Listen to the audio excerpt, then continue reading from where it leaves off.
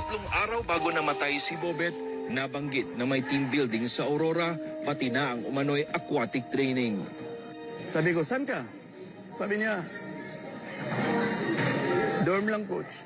O bakit ang puti ng wool mo? Higaan mo, puting-puti. Unan mo, puting-puti. Damit mo, puting-puti. Tapos yung mukha mo, parang kumikinang, sabi ko. Tapos tumawa yung tawa niya na tinatakpan, nakaganon yung kamay. Tinatakpan, tawa siya. Tapos wala akong makita sa mukha niya na may simangot, may lungkot. Sabi niya, ito coach, maganda kasi meron kaming meron kaming aqua. Kung pwede, mag-skip ka. Kausapin mo yung panel of coaches.